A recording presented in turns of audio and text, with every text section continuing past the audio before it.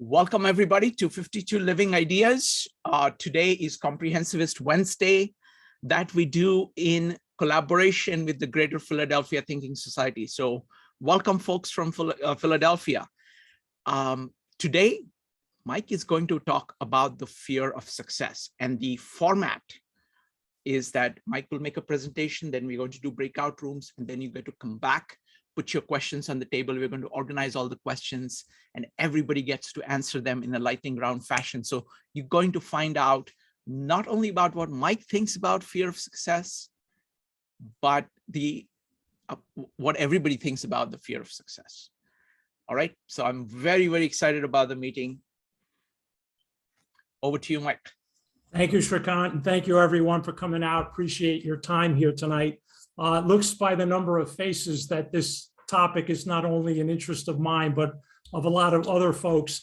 And I came to the topic because coming here to 52 Living Ideas and ending up participating in the Comprehensivist meetups or the polymathy meetups, I started to realize or get involved in the discussion between breadth and depth, which any polymath or comprehensivist has to deal with. You can spread yourself very thin and very wide, but at some point you need to start creating some depth rather. You need to go down and you need to get involved more in the topic. What happened to me, not just here, but even back when I was younger, I found that the deeper I got involved in something, the scarier it got. And I mentioned in that introductory video about when you're learning something, there is the core of the discipline that you study. And I'm not sure that any human can actually penetrate the core. A lot of you know that I'm a chess teacher and a chess player, and you may know the name Bobby Fischer. And Bobby Fischer, they say, was someone as a human who got inside the game of chess, maybe too close to the core. And perhaps that is something that pushed him away. But for me, it started, as I mentioned in that intro video, feeling it for the first time as a drummer. 16 years old, had enough talent. I'm not saying I would have made it to be a professional musician, but enough talent to take the next step. And I can remember the day as if it was yesterday. My drum teacher got me a gig in the city. I live about 20 miles north of New York City. And as I mentioned in the video, I wasn't going to make any money. Zero. All I had to do was accompany a pianist in a ballet class, just keeping time. I could read the music. It technically wasn't difficult. The second the words came out of his mouth, something in the back of my mind said, no. I will try to make the distinction between fear of failure and fear of success, but back then I had no idea what it was that I was feeling. I think it was a fear of success. What caused it, I'm going to be a little personal in a few minutes, and I will share with you what I think instilled that in me. But what happened was, the second he gave me the gig, I turned it down. I didn't say no in the moment, but I said no with my consciousness. I knew I wasn't going to go down there. Now, what kind of excuses did I create? Very simple. It's going to take me about an hour. It's only 20 miles, but to walk to the station, to wait for the train, to get to the train and back, New York City hubbub, you know how that works. Do the gig, come back. It's going to be 3 hours of my time. I'm going to make $10.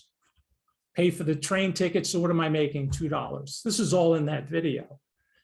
If you really want to become a drummer, you say yes to that opportunity in a snap, because you know that when you go there, you are going to be surrounded by other people who are knocking at the door of success. Because the only way to dance professionally, to play the drums professionally, you have to get through the barriers of resistance that guard success.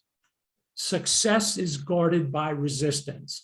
If I wanted to be a drummer, I not only would have taken the gig, but maybe take a job bussing tables at a jazz club just to hear the music, just to smell the cigarette smoke when it was allowed.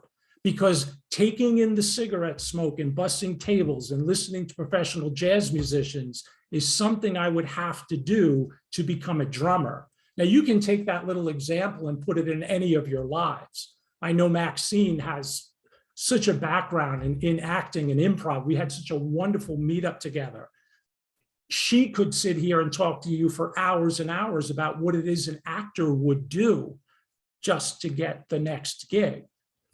The fear of failure, I think, is more about embarrassment, about making a mistake in front of people. To me, that's a cheaper version.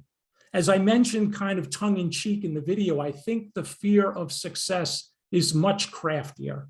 I called the fear of success the older sister to the fear of failure. To me, a fear of failure it has like a magnet that just pulls you away from that resistance I talked about, self-gratification, instant gratification. How easy is it to do on the computer? You get on the computer and you know you need to work at something, yet it's so easy to click a tab and the next thing you know, your mind is occupied somewhere else, you're not working at all. I had done another meetup here called Thought and Action Fragmentation, which I also think is an impediment to comprehensivism, as is the fear of success. So thought and action fragmentation just comes from the bombardment of information we get from the computers. It's very hard to weave your way through that. I also think the fear of success does the same thing. Let me tell you what I learned prepping for this meetup. Thinking about polymathy when I first came here scared the crap out of me because I suffered from very serious imposter syndrome, which Shrikant was nice enough to break right away. And how did he do that? By admitting in front of everybody that he actually likes when he knows the least in a meetup. He said that numerous times. And by hearing him say that, which I think is the first step toward facing the fear of success, you need to surround yourself with people who are feeling or thinking the same thing, as we're doing tonight. So when Shrikant said to me, you've got it backwards, man. You need to embrace the fact that you know the least. And I took it to heart. Then I attended meetups with Rupali and Shrikant about architecture. Know nothing about architecture. Got me to attend another meetup and another meetup. And the next thing you know, I'm starting to get comfortable knowing that I don't need to know the most. Now, the next thing that happened to me, and again, we're thinking like polymaths, is when I came to the table, I was armed with one tool that I had developed myself. And that was an interpersonal skill, another meetup that we had done, and how I used an interpersonal skill to talk to people, which allowed me to have conversations across a broad topic, a broad swath of topics. Then I come here armed knowing that I have the ability to chat, but something strange happened. I started to drill down to that scary spot that I talked about, when you're going deeper and deeper into a topic.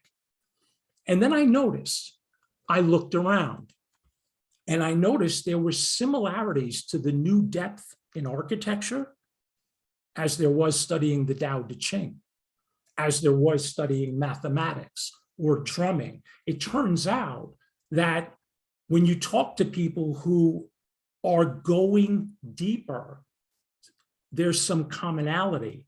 And I realized that studying the commonality at the new depth allowed me to ask a question to somebody in a whole new topic. I hope that makes sense, how it set me up to talk about this subject. Now, I mentioned something about, it's a personal admission that I will share with all of you tonight, but the fear of success, it turns out, in my opinion, and from what I've read so far, it's that most of us are not afraid of the success at all. We're afraid of the consequences of success.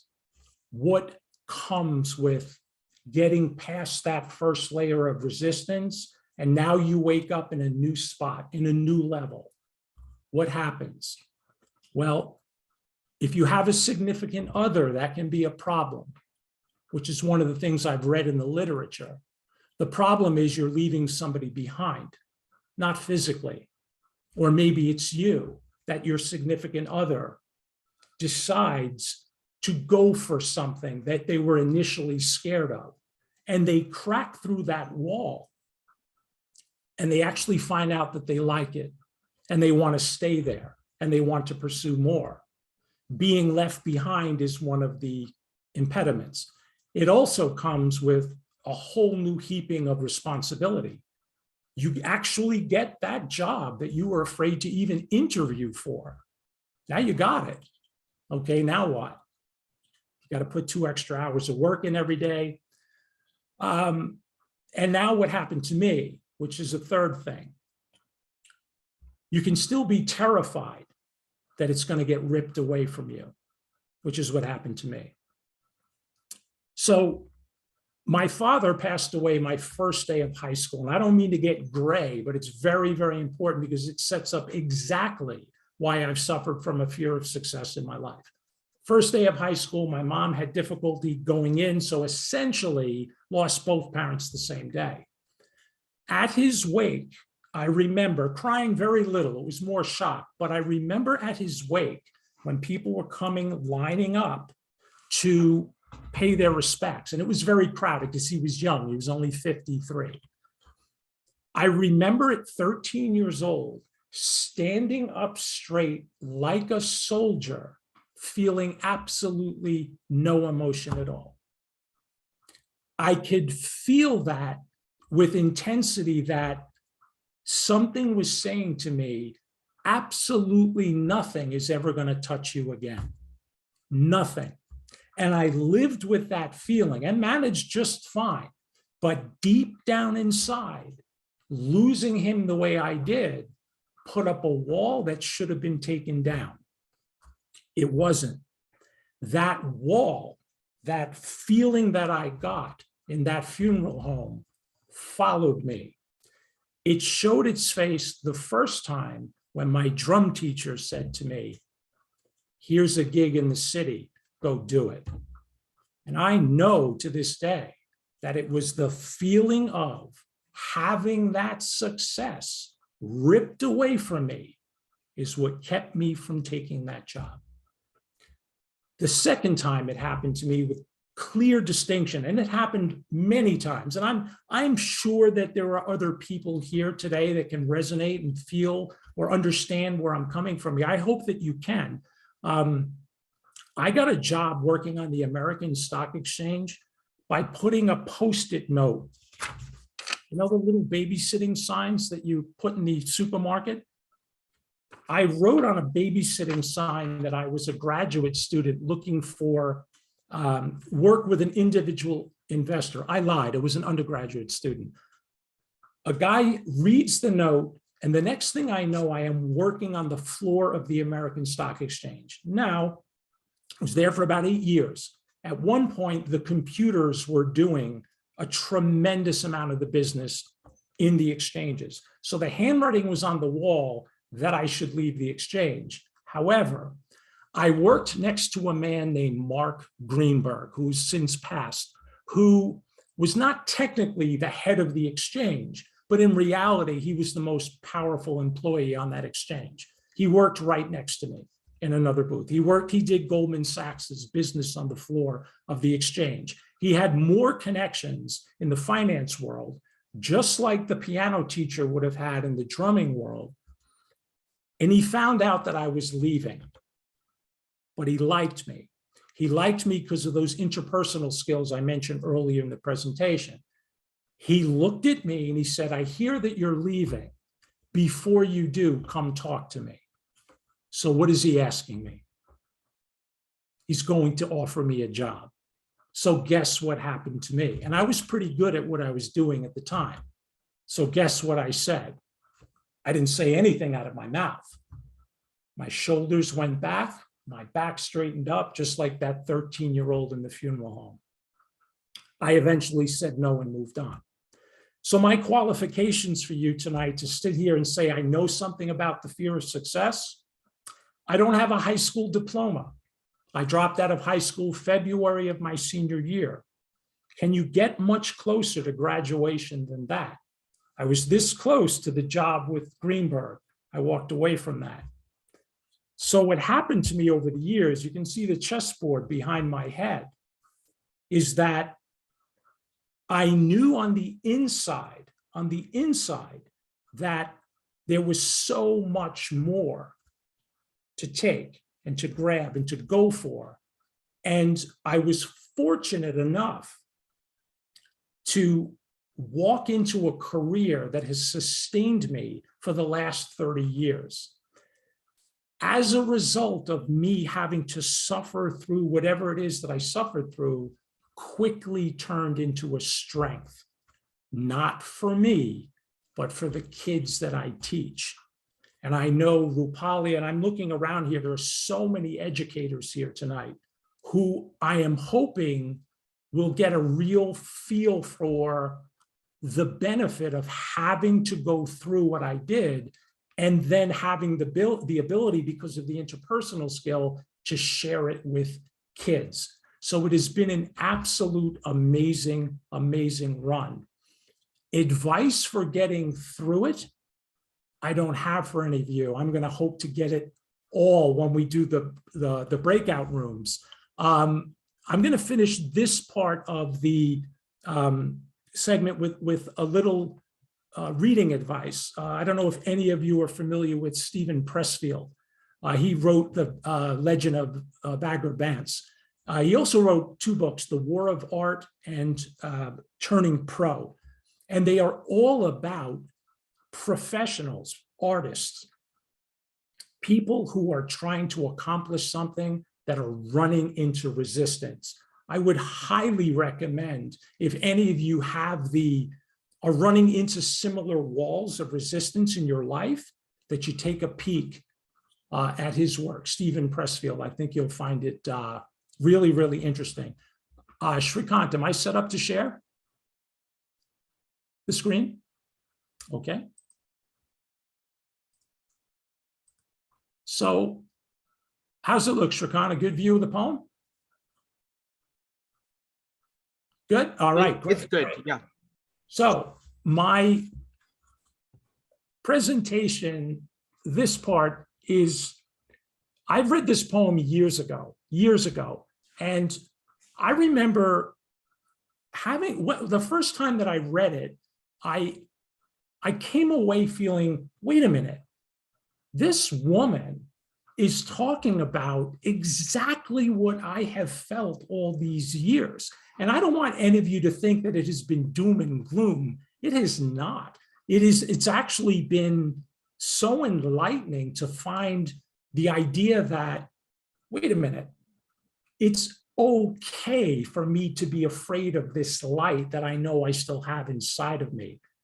I need 5 volunteers. If you could just type exclamation in chat. I would like people in the group to read the stanzas of the poem for me. Just reading 4 lines each. Folks, go ahead and type exclamation mark if you would like to read. It's going to be Kavita, Dave, Evanik, and Christopher. Kavita. Oh, just a second. I need to unmute everybody. Hold on. Kavita, go ahead. Hi, everyone. Yeah. Our Deepest Fear by Marianne Williamson. Our deepest fear is not that we are inadequate. Our deepest fear is that we are powerful beyond measure. It is our light, not our darkness, that most frighten us.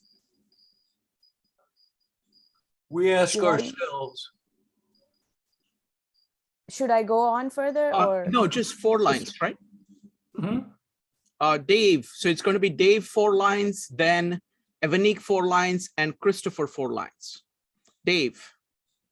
We ask ourselves, who am I to be brilliant, gorgeous, talented, fabulous? Actually, who are you not to be? You are a child of God. Evanik. Your playing small does not serve the world. There's nothing enlightened about shrinking so that other people won't feel insecure around you. Christopher.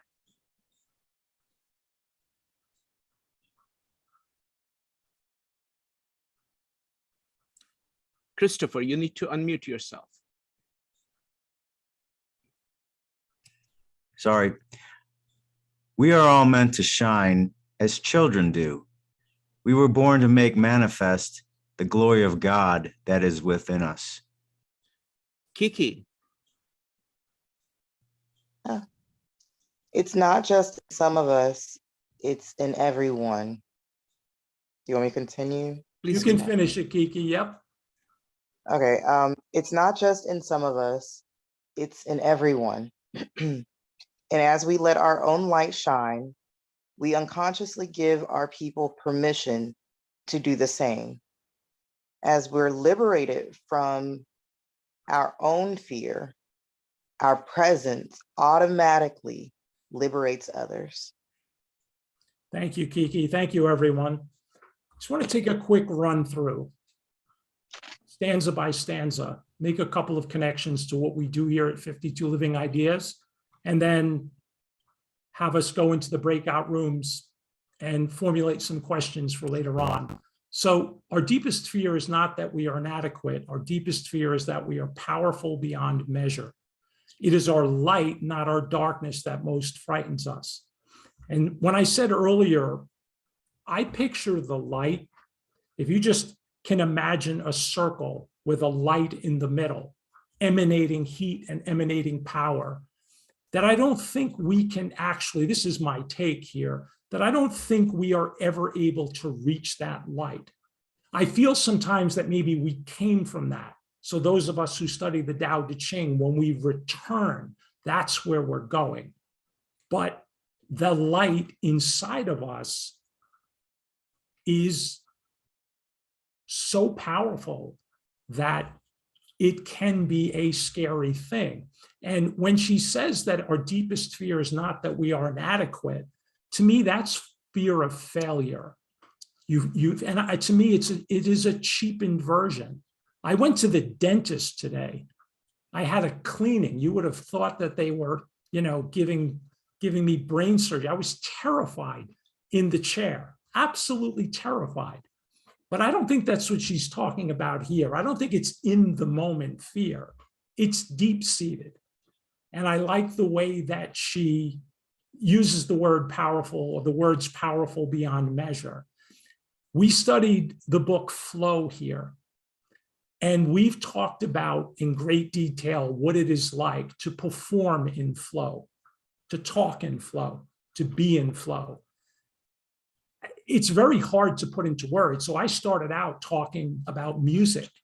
And I do remember, I played with a number of bands when I was young, being with other musicians, feeling like you are one, very hard to put into words how that works.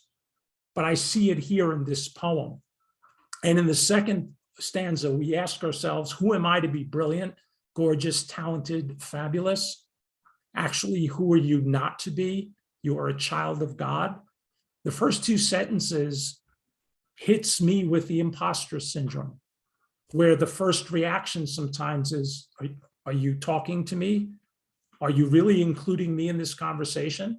You just said that, you commented on something that I said and you called it brilliant.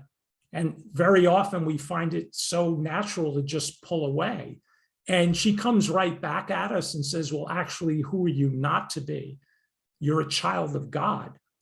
And I was raised Roman Catholic, and I studied, I would say, the Tao Te Ching deeper than I did the Bible. And I'm not particularly religious today.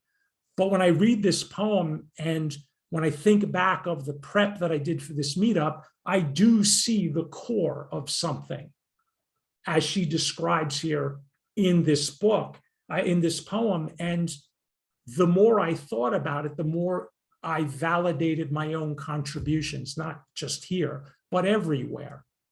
And the memories of the past start to disappear, the negative aspect of what I talked about. And it's becoming so much more positive. As I mentioned, I've spent most of the last 30 years offering that to children as a teacher. So in a way, I found myself pulled away from the darkness and moved toward the light that she talked about in the first stanza. The next stanza is my favorite.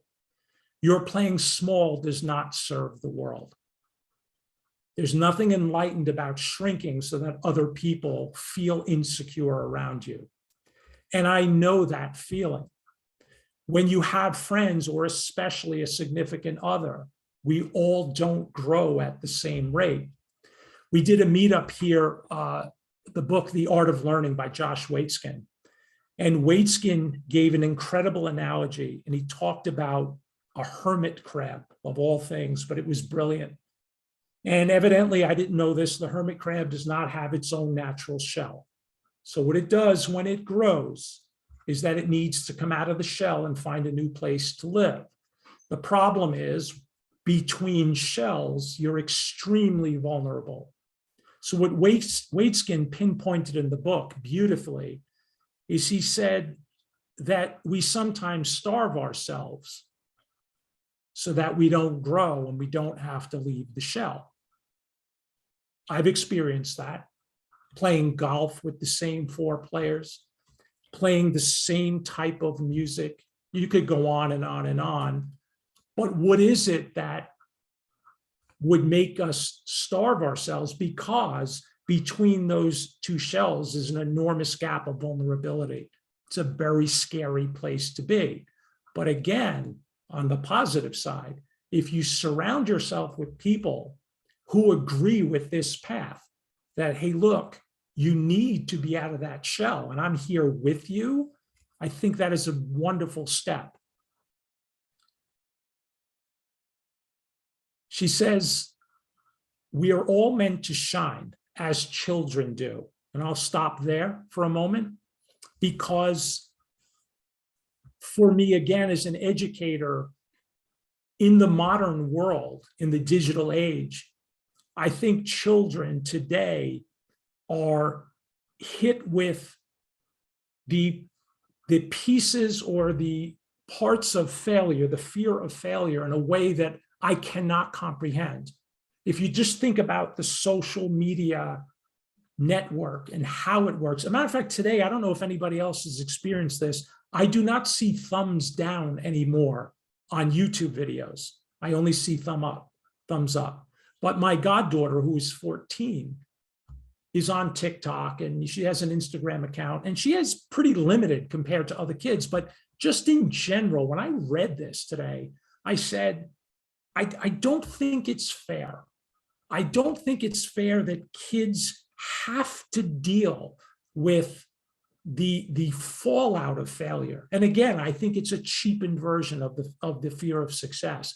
But I think when you're constantly looking at likes and followers, that I think it robs young people sometimes of that chance to be growing without looking over their shoulder. We were born to make manifest the glory of God that is within us. So that core that I talked about, regardless of how religious you are, I feel pretty strongly that it's inside of me and all of us here, that to access it, you kind of are responsible of making it manifest, to getting over the fear to the point where you can start showing it more. And that's what I took away from that.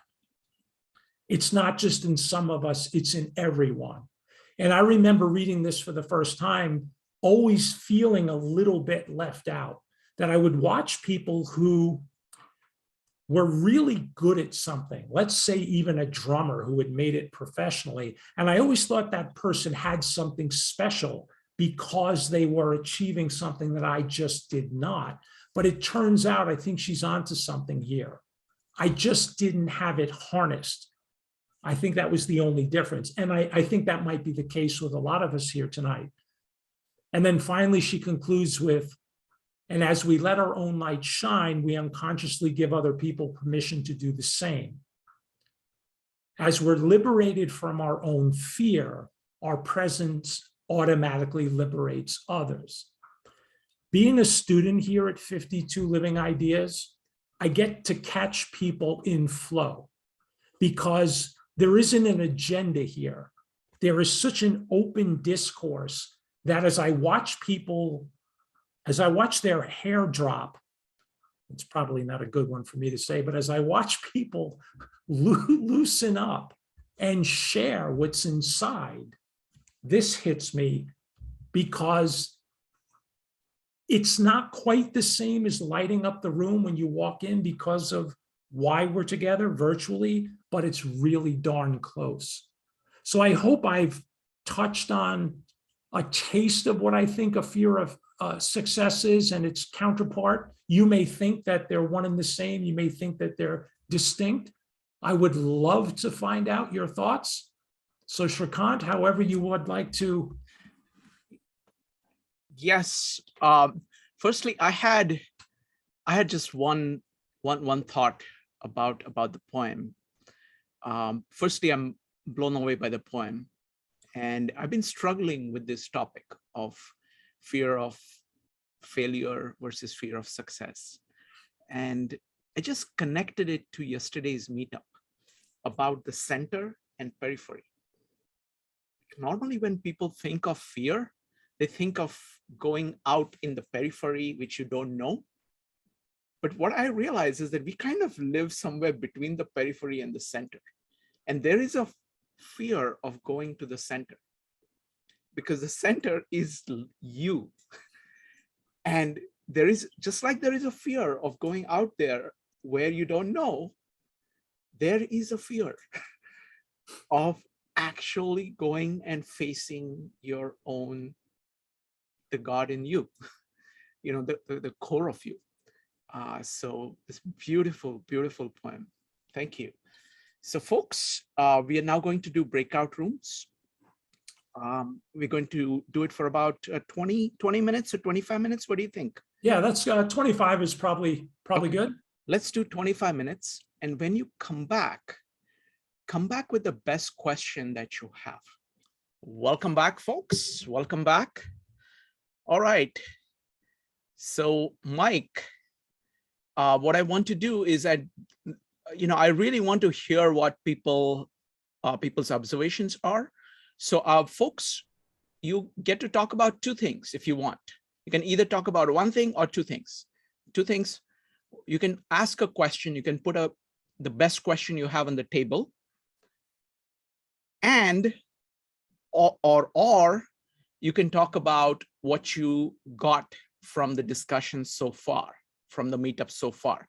But try to be brief in both cases. You know, try to be within about 30 seconds, 45 seconds, something like that. Talk about what you've gotten so far and what question you would like to put on the table. I'm going to collect all the questions.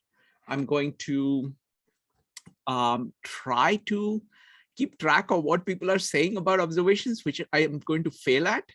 Questions I think I can do, but I've never tried to keep track of what everybody has thought about a topic before.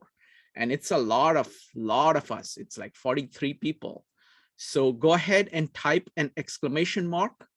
Again, try to be brief so we can make sure that we can go through first impressions. These are just first impressions of everybody. We'll get all the questions, and then is going to be the fun part. We're going to do what is called the lightning round. Okay, so we're going to start with Kevin, Ryan, Ebony, Kiki, and Jeff. Kevin, what have you learned, and what is your question? I got a question. Sure. How do you define a success for you or general? Okay, how do you define success? Very good. So you can either do question or you can do observations or both. Next up is Ryan.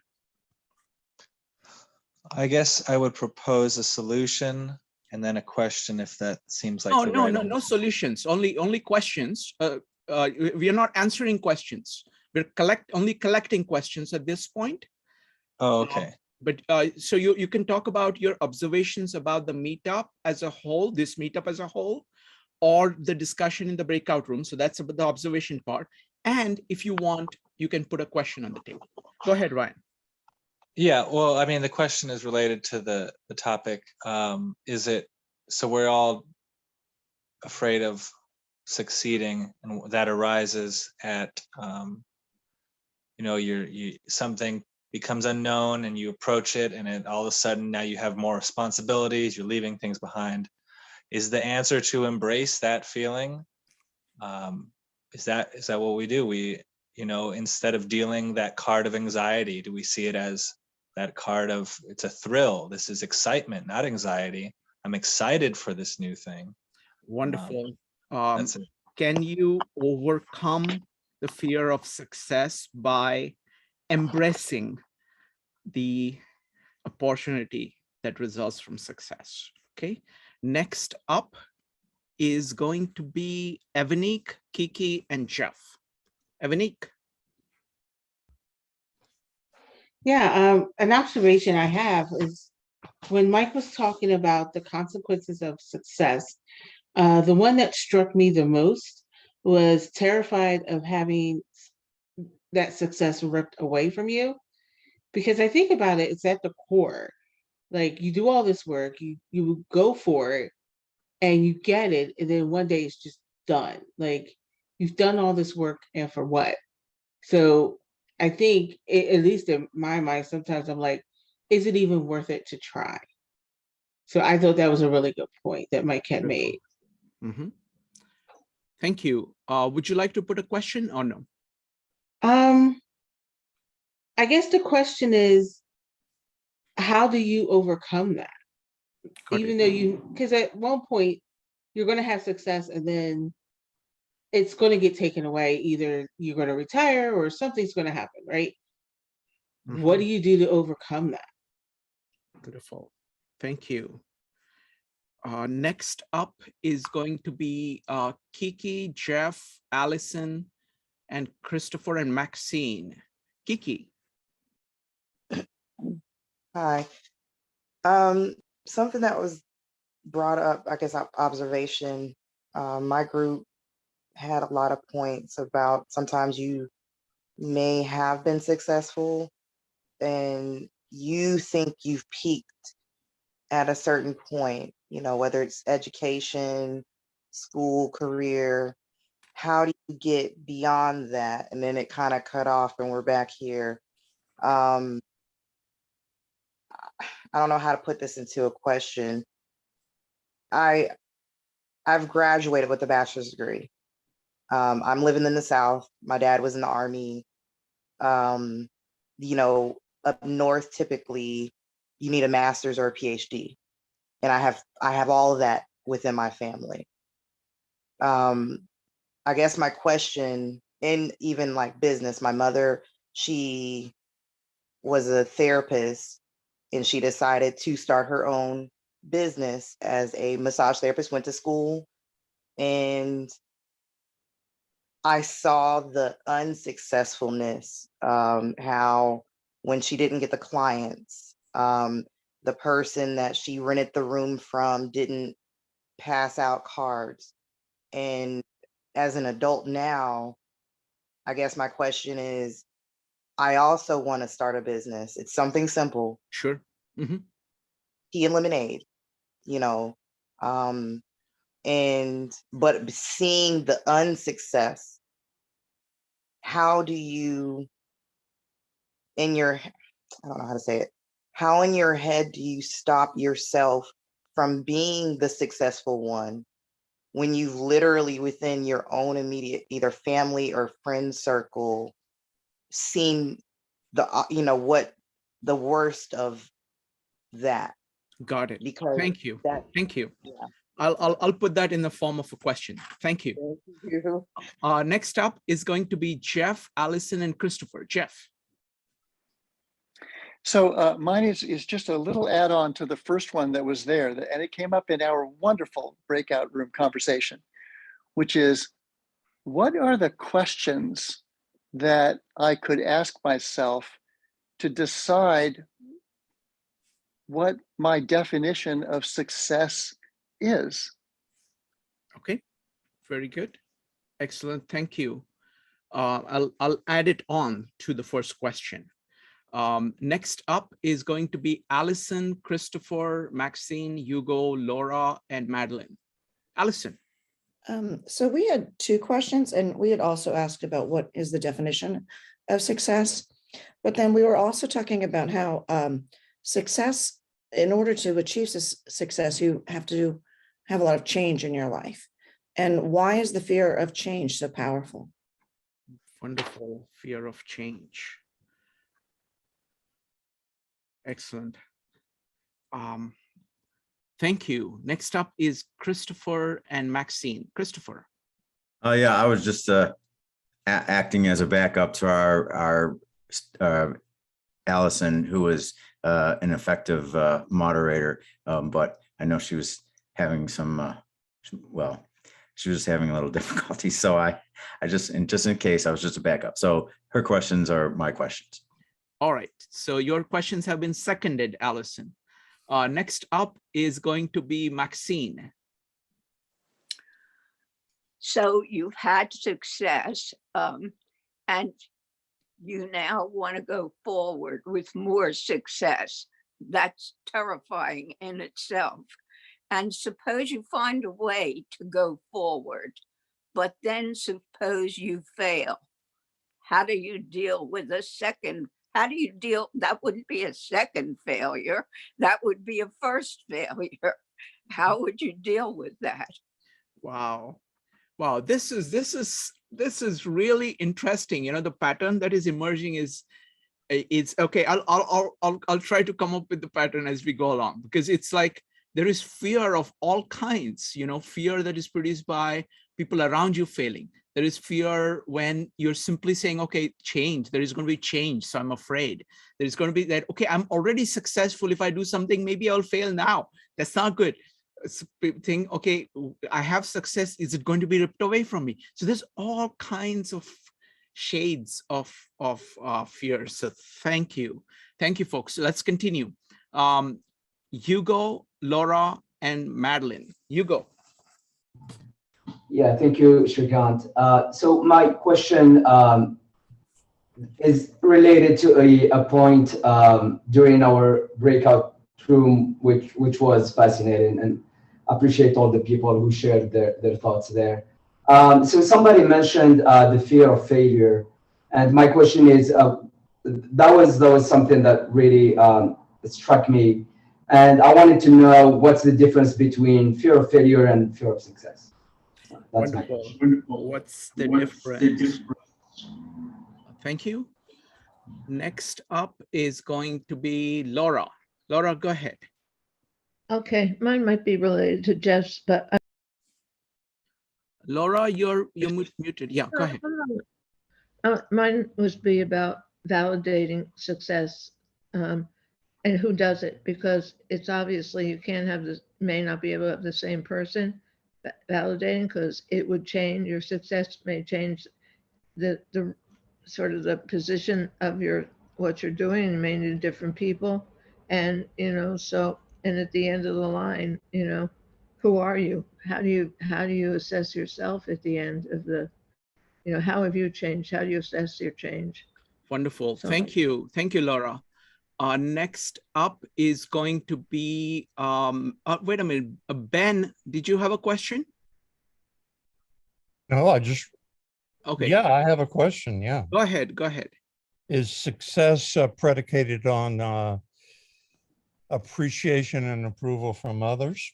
Very good, very good. Appreciation and approval from others. I think next up, yep, go ahead. I think of Van Gogh, he never got that approval. But did he fail? I wouldn't say so. Wonderful, thank you. Next up is going to be Madeline, Mushki, Addie, Jyoti, and Lloyd. Madeline. Yes, my question is, it's twofold. It's two sides to the same thing. It's about the iterative process of learning about self-sabotage and success. So, and it's about self and other. So how and what can we learn from other people when we see them doing self-sabotaging things? How can we help them and how can we learn from them about ourselves? And yeah, so those were the two things. How can we help other people and how can we learn from them in a way that can help ourselves? Wonderful. Help others and learn from others. Folks, these are such amazing, amazing questions. I mean, this is going to be really, really great discussion. Next up is going to be Mushki, followed by Addie. Mushki, what's your question?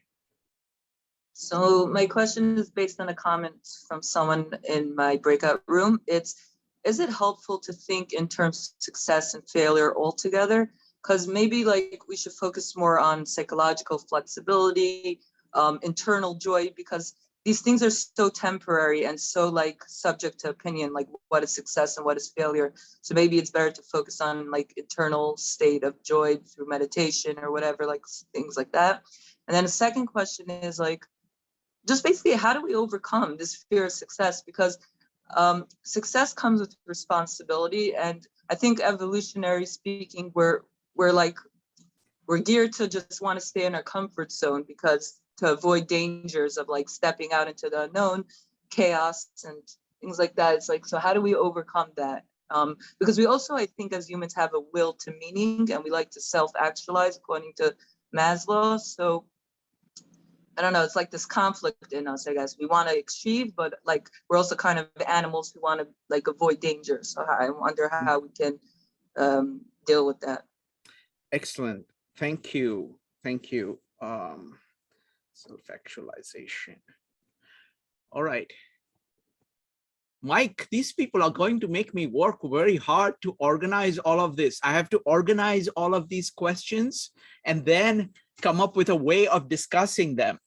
And the reward is that they are going to actually try to answer all these questions.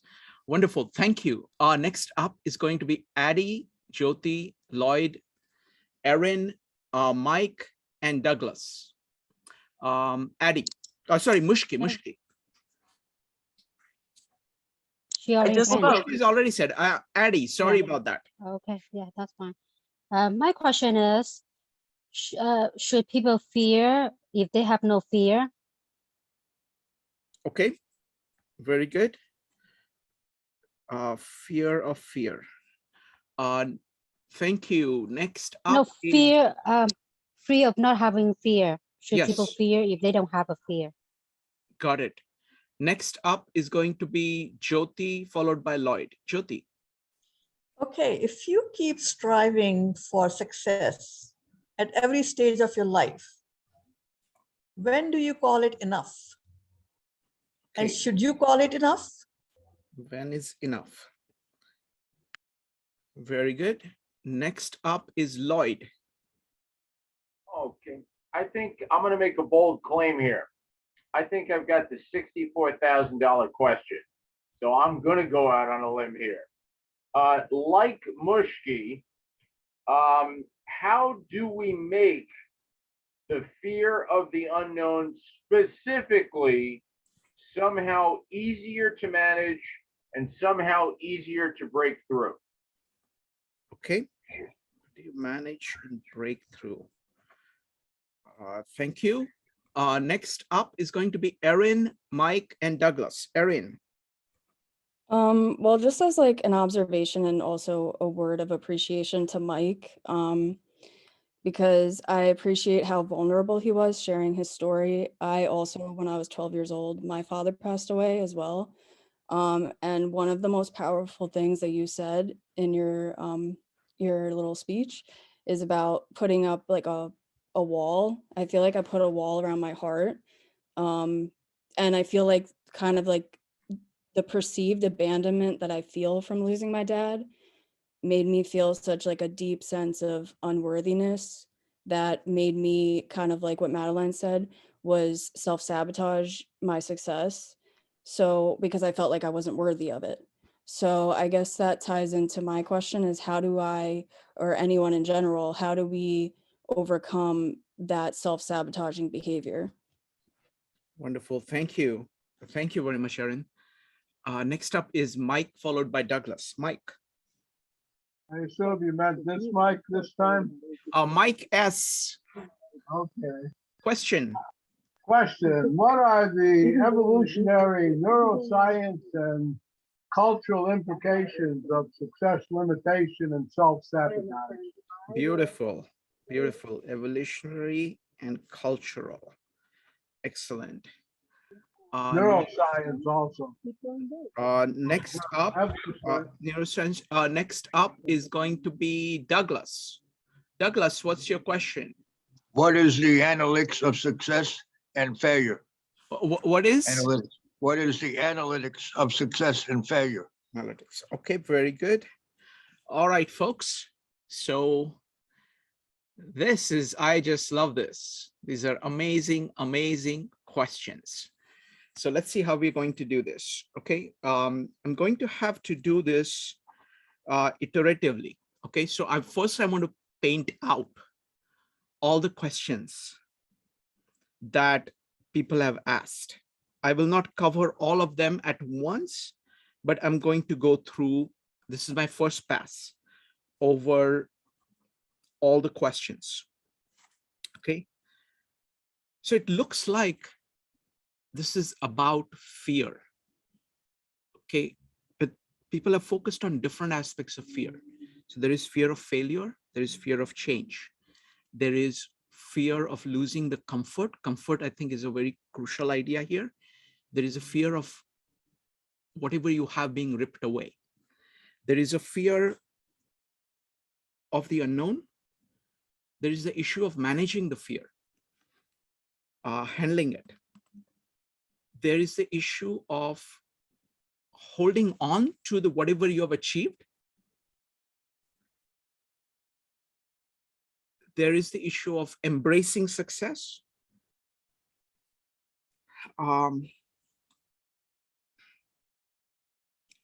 There is the issue of the wall that Erin and Mike talked about, of you building up a wall in kind of an emotional protection mechanism. There is self-sabotage.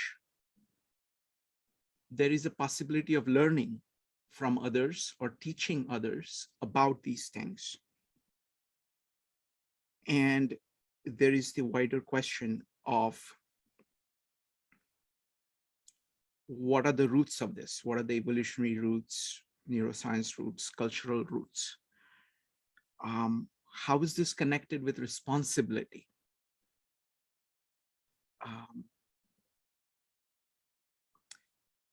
What is the difference between the fear of failure versus success?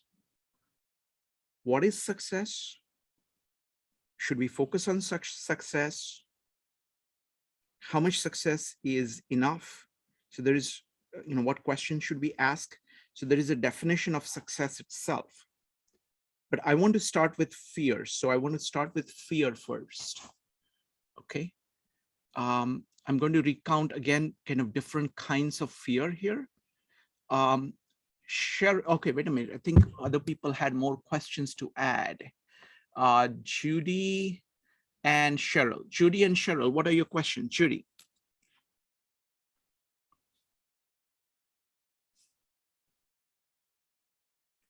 Judy, you need to unmute. Okay. Sorry. What are the values underlying success, and how do you overcome fear? Wonderful. Values underlying success and overcome fear. Cheryl and Goran. Cheryl, what's your question? My question is if there's any sort of linkage in the fear of success to being an introvert or an extrovert. Wonderful. Introvert and extrovert. Goran. Cultural aspects of the issue. In some Christian elements are valuing humility.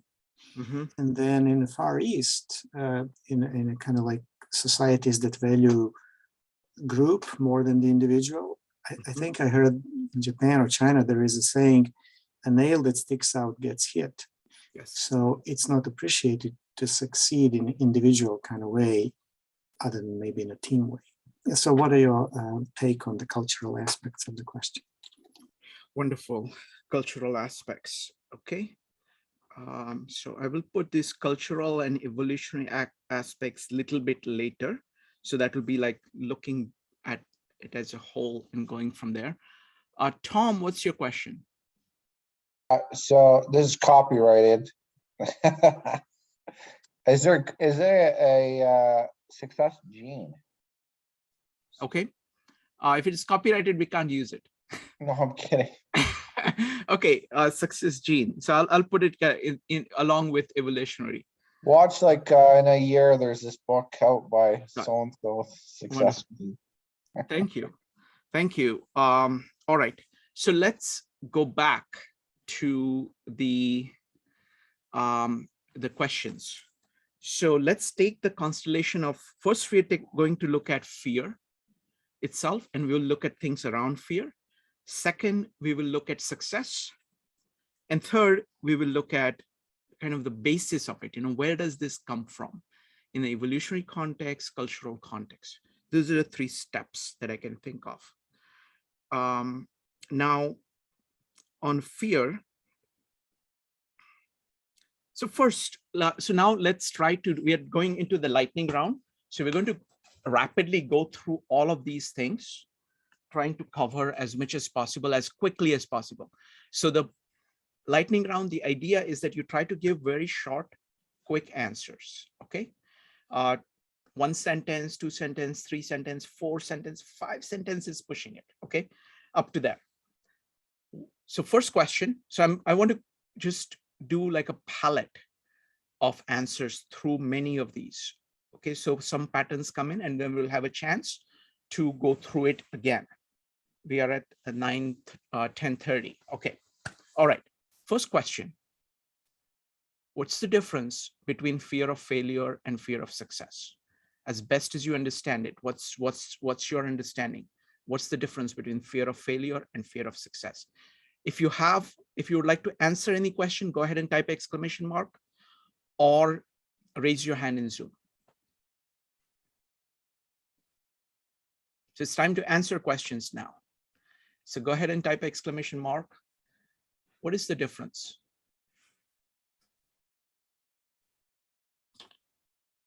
Okay.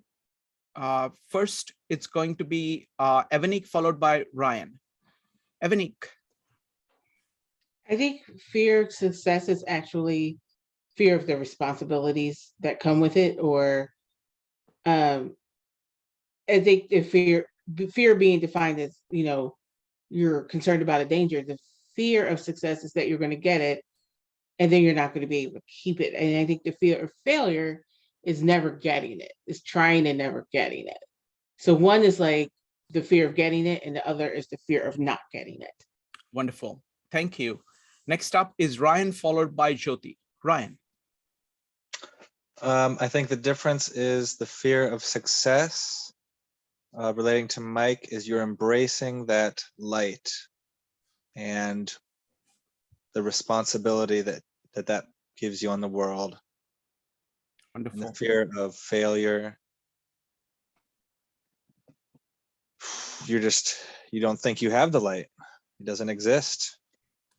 Got it. Next up is Jyoti followed by Cheryl. Jyoti. I think to me, they are both social constructs, and fear of failure is your negativity of your mind, and the fear of success is about your status in society. So that's the difference. Thank you. Next up is Cheryl.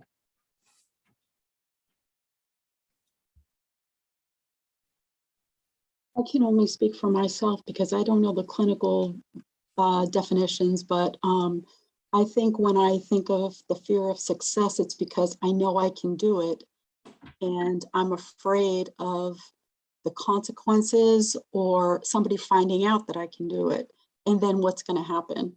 And the fear of failure is when I really don't think I can do it and I'm afraid of being humiliated because it's just going to be a disaster. And but I think one way or the other, you know the outcome, or I know the outcome. Wonderful, thank you. Next up is going to be Allison, DLJ, and Karina. Allison. I think the fear of failure is easier to deal with because you've got your walls up and you're protecting yourself. But the fear of success is that you take down the walls and then that's when you lose everything. And what I think of it is that moment in Jaws where it says just when you thought it was safe to go back in the water and then the shark comes. And that's pretty much where we are with COVID right now. Or just when we thought maybe we were coming to the end, we're not. It's very, very similar fear, I think. Thank you, Allison. Thank you, Allison. Next up is DLJ, Karina, and Christopher. DLJ. Yeah, so with the fear of failure and fear of success, I'm wondering if they're two sides of a similar coin, and that coin being change. So fear of change, either for good or ill. But I'm putting this back to Mike's example of the stock exchange, because he was leaving anyway. So change was going to happen. And then the invitation to join the other gentleman, was that the fear of not changing in that case? Mm-hmm. Thank you. Next up is Karina, followed by Christopher. Karina. So just to piggyback on that last point, I think I would extend change to loss. I think any growth requires loss, and so that part is part of the fear. And then on another level, and Cheryl already said this really nicely, actually, in different words, just that in some ways, the fear of success is more about guilt, I think, and fear of failure is more about shame. Wonderful, thank you. Next up is Christopher, followed by Maxine. Christopher. I think they both sort of lead to the fear of change. But if you had to parse it out, I think the fear of success leads more towards the fear of change, and the fear of failure is maybe more toward is like a fear of ridicule, which then becomes ego or super ego based in some way. Thank you. Next up is Maxine, followed by Douglas. Maxine. I would go out and do a wonderful show, and then I would have to repeat the performance, and I would worry I can't go out, and how can I top that? What can I do? So then if I didn't do well, I wouldn't be hired back again. So my husband used to say to me, don't ever do anything too good because people will ask you to repeat your performance. Thank you, Maxine. Next up is Douglas. Douglas, what do you think is the difference between fear of failure and fear of success? Douglas, you need to unmute yourself. Okay, is that it? Okay, yeah. When I play chess, when I make a move, okay, and then I'm afraid, let's say I won a couple of games, okay, but I'm afraid that I'm going to lose in my mind. That's afraid of success. Now, when I know that I made the wrong move, that's afraid of failure. Wonderful, thank you. Next, I'm going to take the theme that Mike talked about, that of self-sabotage, you actually constructing these walls around you. So what do you think is this nature of self-sabotage that is at the, that is associated with this fear of success? And what is the nature of these walls? Why do they exist? So any thoughts about self-sabotage? Katie, followed by Lloyd. Katie. My comment was for sorry, I had put it up there right at the end. Go ahead. I think the fear of success would probably relate to other fears too, like fear of abandonment, fear of criticism. Like I would never want to be in a leadership position just because I don't like being criticized. And a lot of like the feedback gets directed at heads of organizations. Okay. Thank you. Next up is Lloyd, followed by Abraham. Lloyd. Yeah, just piggybacking on what we said just prior to this, I can imagine that self-sabotage could be a manifestation of the fear of change. In other words, the change is so scary that I'll deliberately fail so I don't have to change. So I'll be the same, sort of the devil I know rather than the devil I don't know. Thank you, Lloyd. So folks, if you would like to comment on this aspect of self-sabotage, building up walls, go ahead and type exclamation mark. Abraham followed by Kavita. Abraham. Yeah, it's just similar to what Lloyd just said. I think especially for when we were younger, when we are thrown into certain situation, we don't know what to do. Somebody's death, let's say, family. I think that we postpone sense making. It's a defense mechanism, but sometimes that postponement of sense making prolong. So it become a part of us, and we kind of lose inwardly the window of change, window of opportunity. So it's hard to, whether it's from that incident or it's from my inside. The voices are becoming like thinner and narrow, maybe. Yeah. Wonderful. Thank you. Great observation, Abraham. Thank you. Next up is Kavita, Ryan, Christopher, Tom, Cheryl, and Mike. Kavita. Yeah, I think self-sabotage mainly is a form of defense mechanism. It's like an addiction to struggle. So when you hit the rock bottom, it gives you an adrenaline effect that it pushes you to get to the level of mediocrity. And then they try to survive there. And also it's like getting used to that mediocrity, that self-worth says that this is enough. This is what you're worth it. So that's my take on it. Thank you. Thank you, Kavita. Next up is Ryan, followed by Christopher. Ryan. Thank you, Abraham, and thank you, Karitha. Those are great points.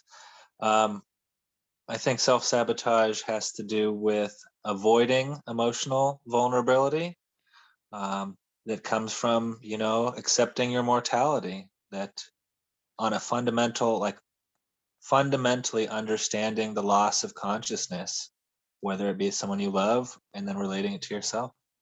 So we avoid that. Thank you. Thank you, Ryan. Next up is Christopher, followed by Tom. Christopher. So yeah, we're creatures of habit. And when we're presented with success, I mean, we love our comfort zones and we take a while to build them, but we build them carefully and then we guard them jealously.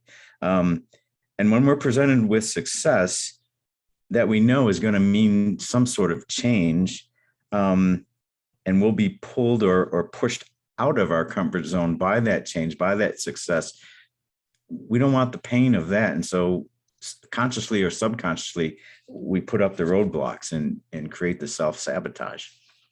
Wonderful. Thank you. Next up is Tom, followed by Cheryl. Tom. So I think there's tons of reasons why a person would sabotage themselves to be successful. And there's just so many to list. I think, some of which could be like kids. If you're a kid and you're pretty good at sports or something, you got made fun of, you're going to subconsciously avoid success as an adult because you don't want to, and there's many other, like there's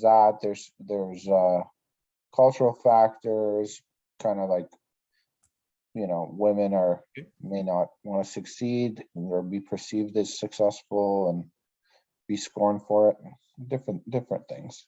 I think. Thank you. Next up is Cheryl, Mike, and Jose. Sorry, Josie. Cheryl. So I'm going to take a negative thing and put a positive spin on it because I find myself faced with a recurring theme of being offered better and better jobs and nipping them in the bud sooner and sooner and sooner.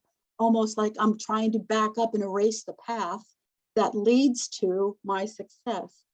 But the spin that I'm going to put on it is a metaphor that I heard of like an archer drawing back the bow before they let the arrow fly. Like I'm preparing myself for something that's gonna fly, but right now I'm pulling back, waiting for the time to go. Thank you. Thank you, Cheryl. Next up is Mike S, followed by Josie. Mike. Mike, go Here ahead. we go. We've evolved as herd animals, and Mother Nature has built in a series of regulators to limit apparently, in quotes, amazing, successful ideas and people until they've truly been tested and integrated into the fabric of society. So we end up with, when something is too good to be true, apoptosis kicks in and kills it often, and so that it can truly be tested by evolution. And the mechanism of it doing, somebody mentioned genes. There's a collection of genes that go into this that are collectively called the NMDA receptor that tend to dampen out these kinds of oscillations that would occur with amazing revolutionary things and convert them to evolutionary things.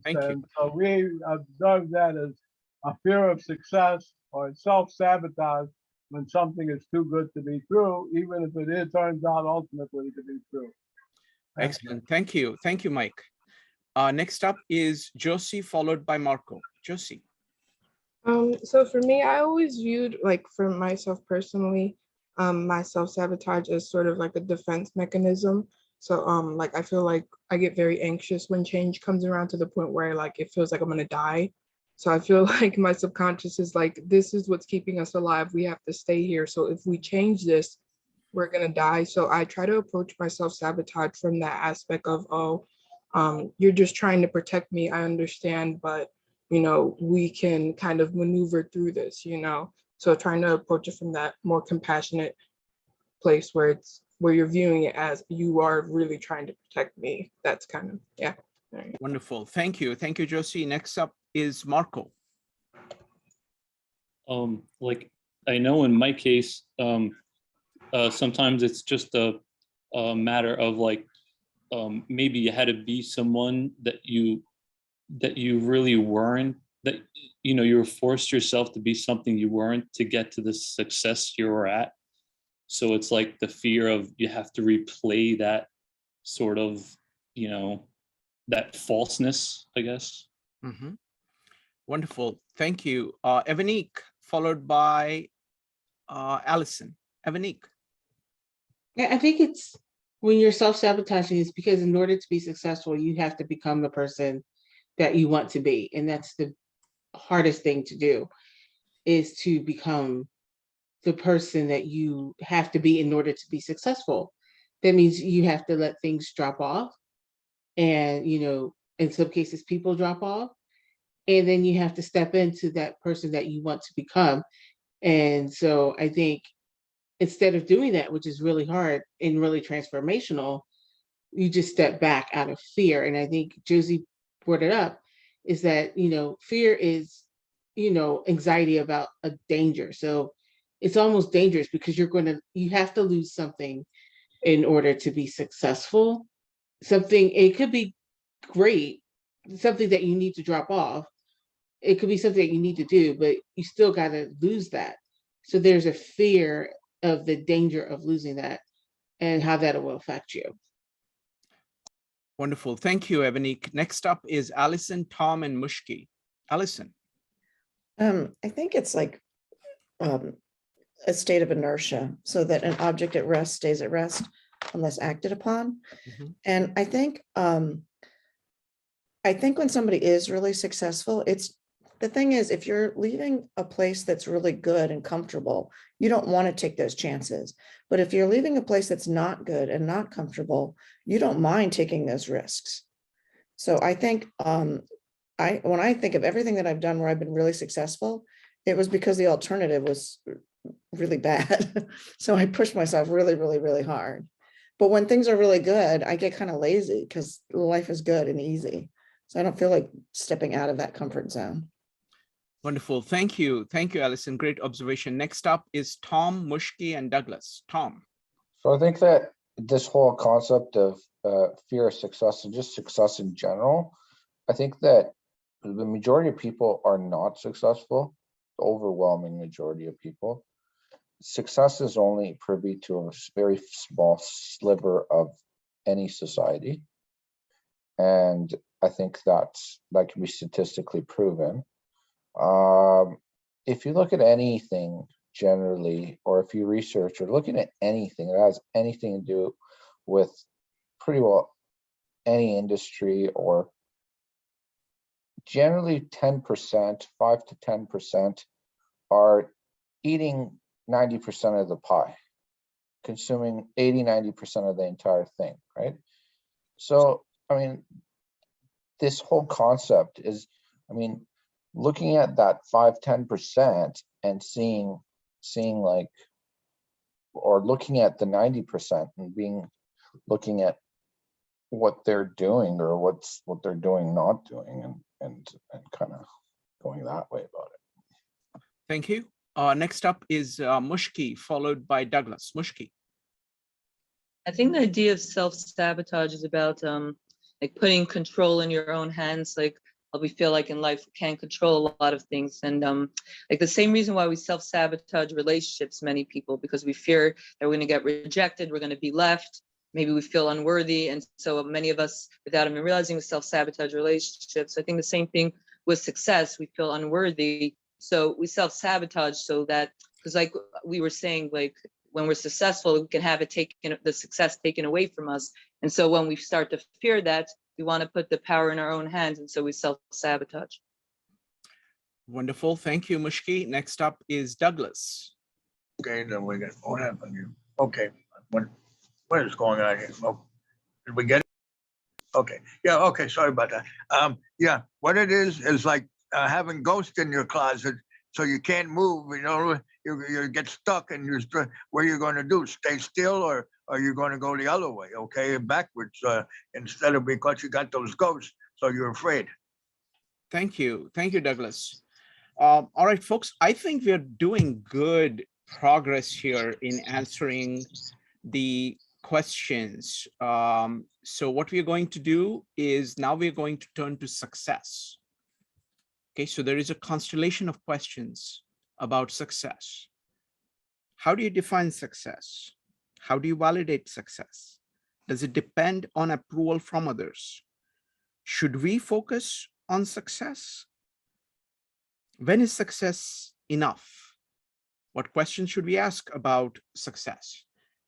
So what is success to you in all of these discussions? What is success to you? How do you define it? How do you validate it? Does it depend on approval from others? Should we focus on success at all? When is it enough? Any thoughts about success itself? You can pick up on any of these themes and talk. Again, try to be brief because we want to cover as much ground as possible.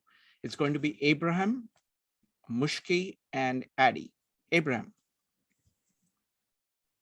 I don't know how to say it in English, but I do my best. It's like a photo album of your life event. When we were younger, for example, we thought if I have this one, it's really success. And you tasted it, you enjoyed it. Maybe relations, if you can date this woman or this man, I'll be in paradise. But in 10, 20 years, when you visit that again, you realize that it wasn't really good for your life. So wisdom or metacognition, awareness visit you. So this relationship, one time you reinterpret, accept it as a success, but later in life, it doesn't not appear that way. So we feel, I feel like humbled, and also yeah, that's what I want to share. Yeah. Thank you. Thank you, Abram. Next up is Mushki, Addie, Jyoti, Madeline, Ryan, and Douglas. Mushki. I think the definition of success is very personal. I think it's when you're living according to your own values, because as long as you're living according to your values, you'll always be successful. Excellent. That's a great point. Success and values. Next up is Addie. Thank you. I think that success is synonymous with being grateful, because no matter how successful you are, but if you don't realize it and appreciate it, then it's not success. Thank you. Next up is Jyoti, followed by Madeline. Jyoti.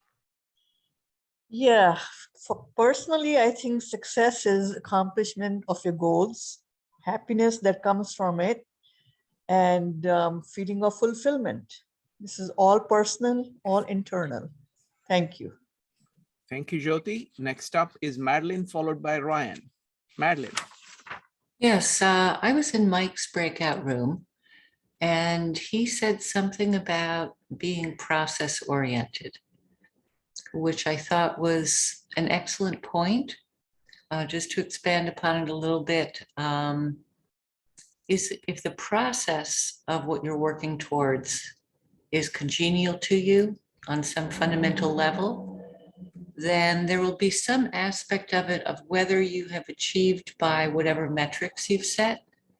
You will still have been a success because you will have learned and grown from a process that's important to you. Wonderful. Thank you. I think that's the distinction between kind of value ethics versus virtue ethics that seems analogous to that. Next up is Ryan, followed by Douglas. Ryan. Yeah, I like what everybody said so far, although I do think there's a distinction to actually feeling successful. I think we can rationalize it a lot, but I think to feel successful, your community has to give you that validation. So if you're not successful where you're at, you can change your community to match your values. I think that's a really good distinction. Thank you. Next up is going to be Douglas, Christopher, Erin, and Laura. Douglas. Okay, yeah. The answer to success for me was the Atlanta Braves winning the World Series, and I'm winning a lot of money. And I can tell you that was success. Thank you. Next up is Christopher, followed by Erin. Christopher. Yeah, I think the definition of success is two. There's two definitions of success. One comes from outside you, and one comes from within you.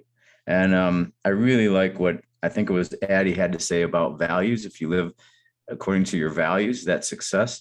And what you'll find, the benefit of getting older is that the outside definition of success matters less and less and less. And, you know, I'm not really interested in what people think about me as long as I am confident that I've had success because I've tried to live up to my own values. And so I think that's it, because you know, the definitions of success is very muddy and murky and slippery like a snake. You can't pin it down. Wonderful. Thank you. Next up is going to be Erin, Laura, and Cheryl. Erin. I agree with many here that for me personally, I think of success as like internal values. For me, it would be like finding a sense of like a life purpose in my life. I feel like once I find that, I will consider myself successful. Also, you know, finding things to make me happy, and also that like emotional fulfillment. And I loved the example that someone brought up earlier about Vincent Van Gogh, because I had just watched like a webinar about him a few days ago, and he only in his life only sold one painting. and after his death, he's one of the most famous painters ever. He's like on my wall right now. But I just think that's so mind-blowing to think about, because if he was here today to see how much success that he had gotten after he passed, that would probably be like, so just, I don't know, I feel like that would just cause him like to be just so happy and proud, you know? So I just think that's a very interesting example of it. Thank you. Thank you, Erin. Next up is going to be Laura, Cheryl, and Goran. Laura.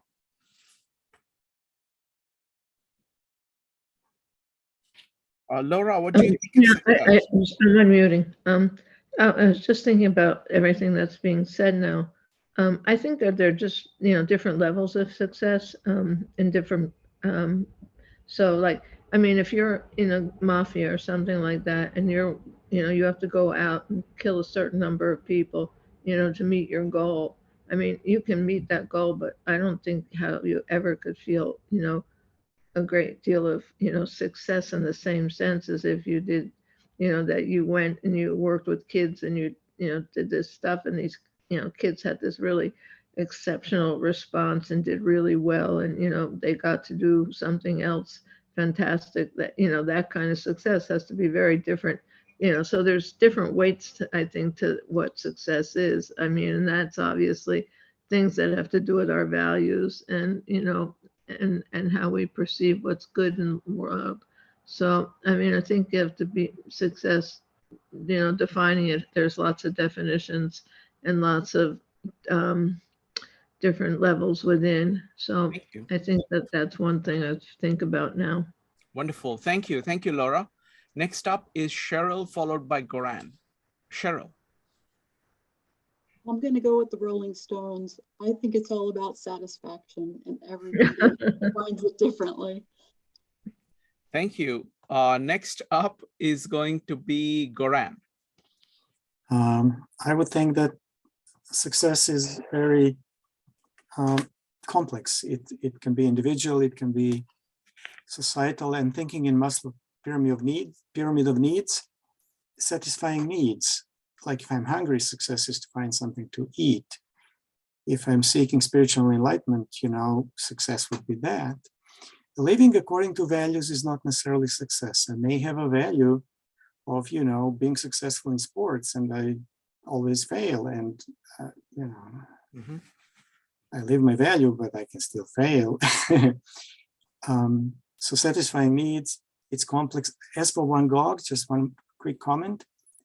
We are projecting our idea of success onto the man. If he lived and died feeling miserable, he would not have been successful. If that was his, goal to live happy. And I don't know what's the case. I just think it's a little danger to project our ideas onto other people and judging their success based on our values about success. Wonderful. Thank you. Thank you. So the next question I want to put on the table, I have some ideas about what question I should put on the table. The thing I want to put on the table is individual and social. What is the social issues with this, both with success, with fear, learning from each other, helping each other, all of those issues, individual and social. There is another category that we could talk about is related to that is cultural and social. But I want to give you one final chance of saying, what is the burning question that we have not dealt with? So if you think, this question we really need to talk about, this is your chance to type exclamation mark, and then we will pick one of these as the final question to discuss. Okay. So Lloyd, what's the burning question? Well, it was the question I asked previously, which was, how do we make the fear of the unknown specifically somehow easier to manage and somehow easier to break through? Wonderful. How do you manage this fear? Next up is Jyoti. What's your burning question? I already asked that. When do you call success enough? Okay. When do you stop? When is enough? Okay, Yes. so you're welcome to repeat the question because this is the last chance these questions have to be answered. So you are welcome to repeat the question. Douglas, what's your burning question? Good. Douglas, you need to unmute. Sometimes it doesn't work because I'm on the phone. Okay, so the self-imposter syndrome, what is the self-imposter syndrome? And what is the analytics of success? Thank you. Next up is Kevin, followed by Jeff. Kevin, what's your burning question? I got two, but you select one. One is what's the fear of failure? There's another one is should success be the overall value? Maybe ask question, what's your value rather than success? Thank you. Very good. Jeff, what's your burning question? What are the questions that I could ask myself that would be helpful on this path?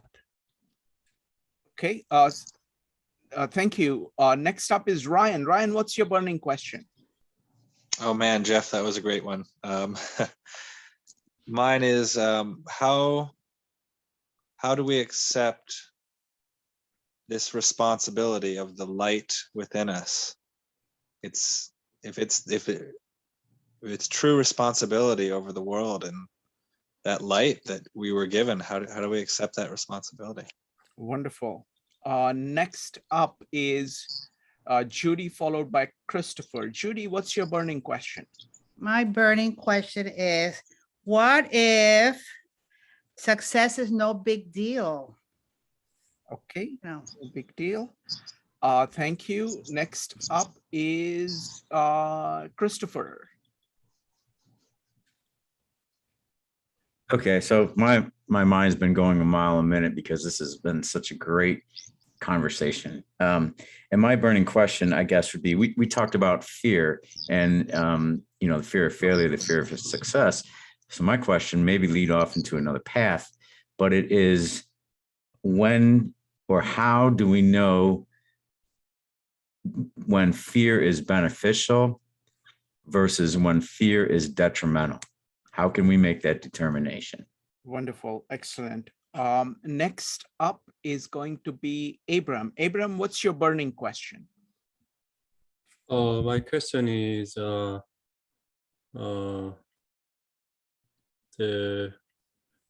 how would you be okay to be background or soil for somebody's success? Okay. That means your success is to do your best for somebody's success. For example, it can be your children or your loved one. Yeah. Thank you. Thank you, Abram. Okay, so the question I want to pick next is the issue of managing the fear. Because many times we feel fear and we can still act in regardless of the fear, that capability we have. So if you know that you're doing, you have these walls, if your fear of the unknown, your fear of, change, how do you manage all of this?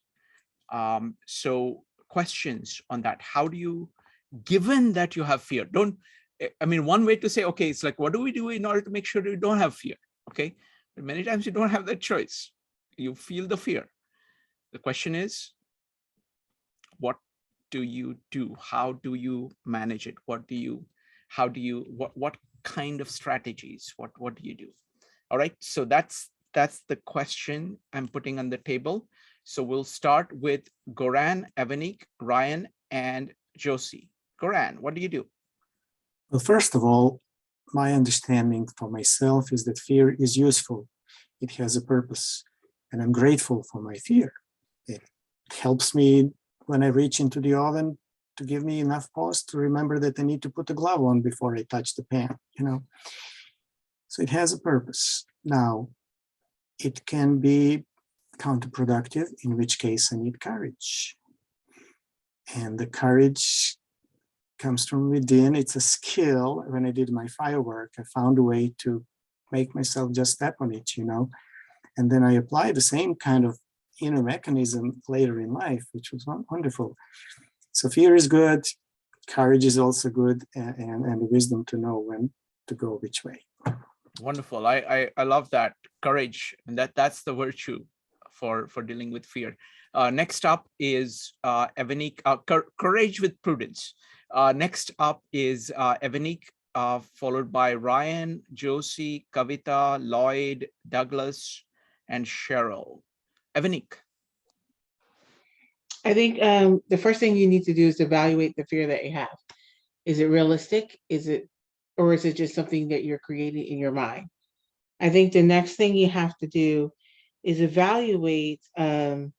There's a quote, and I think this perfectly sums it up. It says, what is the worst, like you think about it, what is the worst thing that could happen, right? I think it was by Cheryl Sandberg, but she's like, what is the worst thing that could happen, right? You think about it. Can you live with that? And if the answer is yes, then go ahead and do it. And I think that's the way you overcome the fear. The fear is there. You may not like it, but if you can deal with it, go do it. Wonderful. Wonderful. Thank you. Next up is Ryan, followed by Josie. Ryan. Someone told me, that regardless, humans will grow to the capacity they are put in. And so I think it is to extend that capacity through, you desensitizing the things that scare you. And Cheryl had mentioned, we're self-limiting that's my main thing too, is I'll self-limit. And I think you just have to keep pushing into little bits of fear and desensitize. It's the only way I can see through it. Thank you. Thank you, Ryan. Next up is Josie, followed by Kavita. Josie. So for me personally, I do like to acknowledge my fear and to be present with it.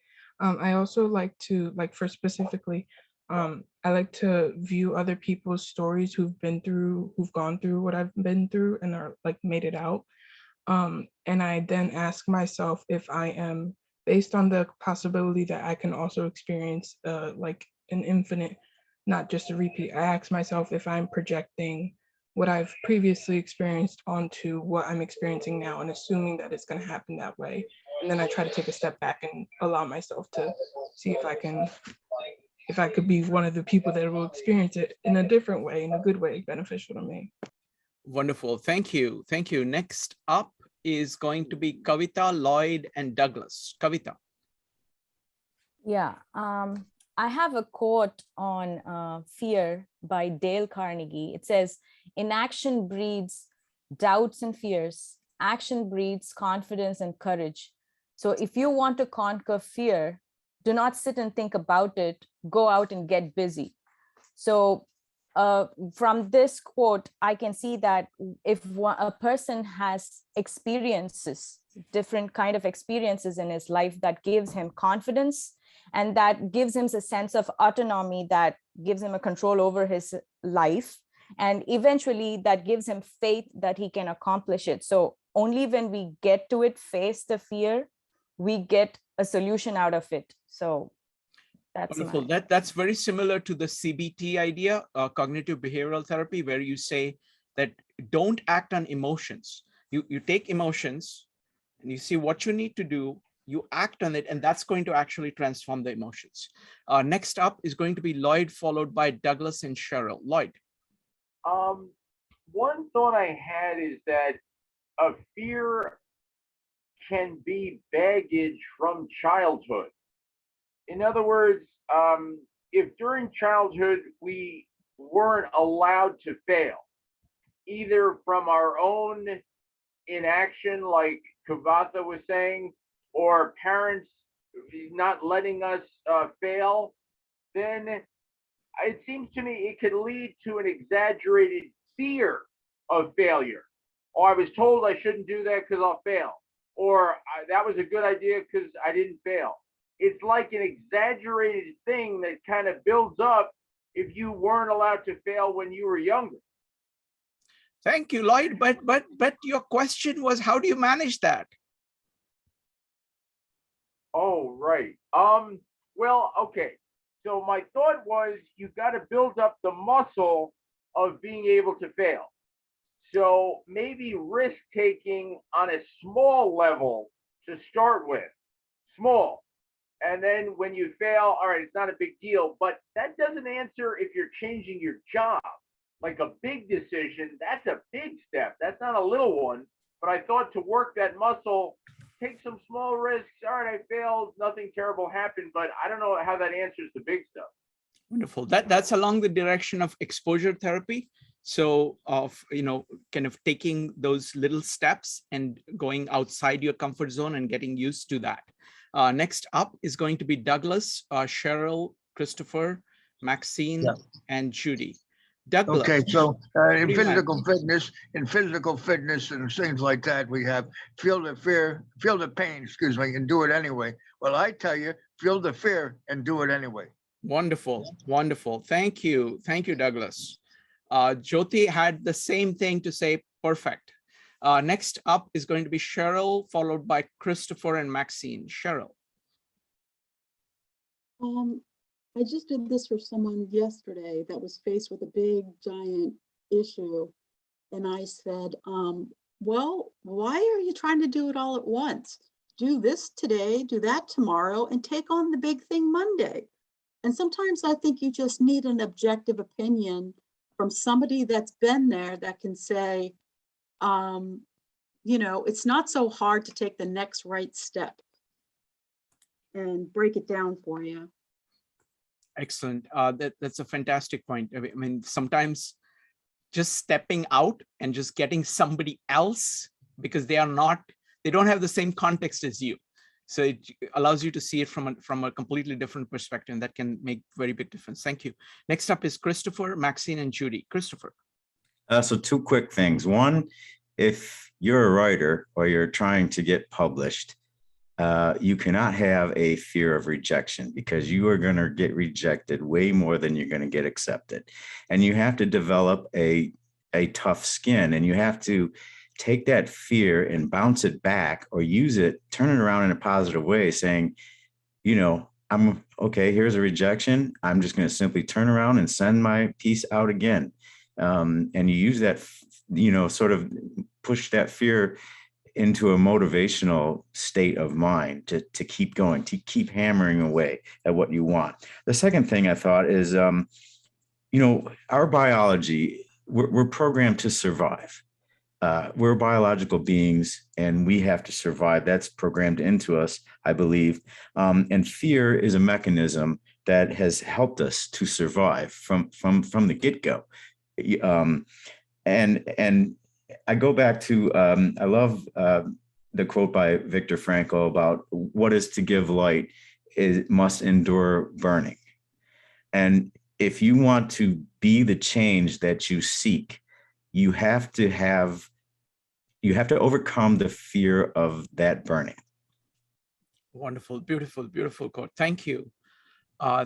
Thank you, Christopher. Next up is Maxine and Judy. Maxine. Fear gives you energy. And if you didn't have that energy, you would be boring. So therefore, you're better off with fear. Wonderful, wonderful, Maxine. Thank you, thank you. Next up is going to be Judy, Abraham, and Jeff. Judy. Yeah, remembering what you said at the beginning about center and periphery, I thought of the center first, that ego, the ego is like in the center. So success is ego-based, I think. And know thyself, basically, is my advice for myself always. And of course, and then of course, the periphery, when I see the periphery, I see a lot of things that are totally not under your control. So as vulgarly as they say, shit happens. But there's always change. There's always change. So you have to learn how to deal with it. And if you have a good ego, you have a strong ego, you have a wise, all these values that we've been talking about, I think you can deal with change as best as you can. Thank you. Thank you, Judy. Next up is Abram, followed by Jeff. Abram. Yeah, it's so much similar to what Judy said. When we are faced with fear, I think it's time to be still and seek for discernment. What is in my control? What is not? And if something, and then step by step, take care of what I can do, like sleeping, sound sleep, eating properly, taking a walk, and seeking, let's say, some togetherness with good friends whose presence helped me, or prayer, reading Psalms. But other things, I think sometimes what's the word? Unfolded. We need time to just to be there, I think, yeah. Wonderful. Thank you. Thank you, Abram. Next up is Jeff. Jeff, what do you think? So in one workshop that I did with folks on this subject, what we did was we laid a board on the floor and we said, okay, now walk across. How many people are fine with walking across the board? And they would. And then, of course, we raised the board so that it was suspended between two chairs.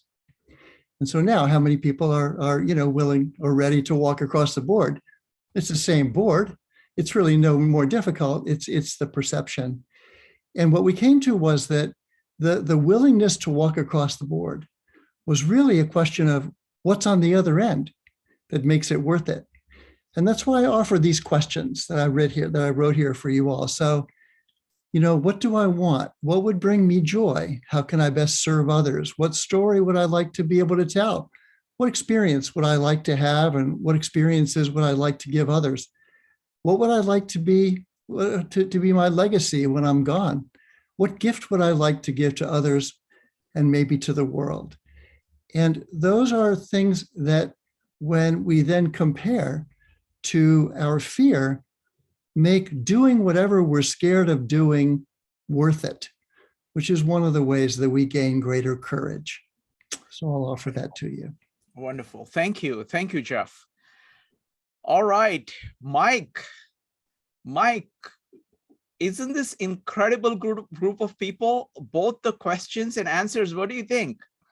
I've been sitting here through the entire Q&A, watching you like you were conducting an orchestra, sitting back and taking it all in, and absolutely delightful. Thank you all so much for that. It was wonderful, wonderful. All right, folks, this has been incredible. I've learned so much. It's just, so many perspectives. That's what we do at these meetups. Every day. If you're not part of 52 Living Ideas, please join the 52 Living Ideas meetups. And we are coming at it from so many different angles. And it's very interesting to see. I mean, this is the series we are doing on comprehensivism. One of the key people here is CJ, who is not here. He's from the Greater Philadelphia Thinking Society. But this idea of comprehensivism that we focus on Wednesday is a very powerful idea. Because what happens is that it is a way of getting perspective on things. So for example, for me, that distinguishing between center and periphery, which I got from Tao Te Ching, the Gita, and Bible, helped me understand this issue better. And there are so many connections that run across. For example, I'm doing a series on virtues from the great, 103 great ideas. And ultimately, it is the virtues, it is the prudence of knowing, practical nature. It is the courage of acting in spite of the fear, doing what you should. Temperance, of managing your emotions. Justice, in terms of at a higher level, justice of saying, having the proper relationships with people and having that support network of people around you, both as an input and as an output to support it. So there is just so many deep connections. And I really like the point that Jeff made of questions, because many times you have to, it's very easy to get caught up in an emotion, especially an emotion like fear, but any emotion in general, they are self-sustaining. They are like vicious cycles. And many times, fundamental way of getting around it is to be able to step away. And that stepping away can be done in many ways. One way is questions. One way is what Abraham was talking about, other people. So there are saying, okay, what is this for? Because the moment you understand what it is for, your perspective changes. So it's been just amazing. So thank you so much. What we are going to do next is CJ is doing a meetup next Wednesday. I'm doing a meetup on the connection between social, intellectual, physical, emotional, and spiritual realms, and how they fit together, and how we can use these. And this is going to be on Sunday at 11 a.m. So if you would like, you're welcome to join us for that. All right. So Mike, do you have any more closing thoughts, or you're good? No, I'm good. I just, again, repeat that it was such a pleasure listening to all of you take the topic, which initially I found a little daunting and complex, and listening to your feedback was just, was a real treat. Thank you all so much for coming out tonight. Yeah, and last thing I would say is that Mike, this was a fantastic presentation, great topic, great engagement, just amazing poem. So thank you so much, everybody. And we'll see you soon. Con, could I say just one thing? Good night. Good night, everybody. Thank you, Mike. Thank Yep. you. Good night, everyone. Con, I was just going to say, could we try to desensitize ourselves to failing by having a Wednesday group where we talk about our failures? I mean, we talk about the desensitizing. So what about a group where we're actually talking about our failures to desensitize ourselves to it? You are welcome to write to me, right? Send a message to me, because it's very hard to find a topic, like, for example, like Mike did, that really moves things. And so that's what I would do. I would, I'm always looking for more topics. A general topic that I'm really inspired by this meetup is actually going back to the self-improvement theme that we have been doing throughout these meetups. And what I realized, thanks to Mike, is that we have not done enough of that recently. So I'm just thinking out aloud here. I'm going to run it by people like Evanique and Mike and Joe and Maritza.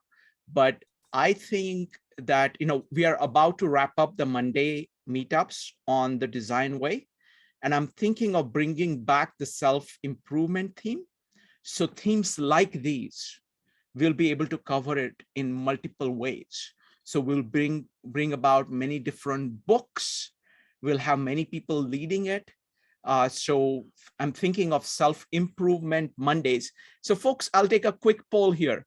If you think it's a good idea, say yes in the chat, or you can say no in the chat. What do you think? Mike says yes. I think this is, because this is a self-improvement. If you look at our group, that's a crucial thing about what all of us are here for, self-improvement. So that's something that I will go ahead and do. Wonderful. There's a good number of votes, but I'll talk to people, and I'm also going to, I'm inviting everybody. We're going to start it in February. Please write to me. If there are books that you want to talk about, we can talk about books. If there are any topics of self-improvement that you would like to do, would like to talk about that. So give me ideas about that. Volunteer to lead the meetups. You don't have to do it by yourself. I can put you together with a group of people who will be wanting to do that. Again, if you find that moderating is too hard for you, I can pair you up with a moderator. If you just want to do a presentation, whatever the idea is. So please write to me. You can message me on Meetup. That's the easiest way. But we're going to launch, I'm making a decision right now with so many votes. I'm going to ask Mike and Evany quickly. Mike, it makes sense, right? Yeah, I just think people are dealing with these issues all the time. And, you know, when you get a chance to think this stuff out loud, especially with people you're getting more and more comfortable with, it can be very, very valuable. Wonderful. Evany, what do you think? I agree. I think it's a great idea. I think, like Mike said, as we're getting comfortable with each other, and I think it'll just be, it'll add value to everyone. Excellent. Excellent. All right. Thank you very much, everybody. Good night. Good night.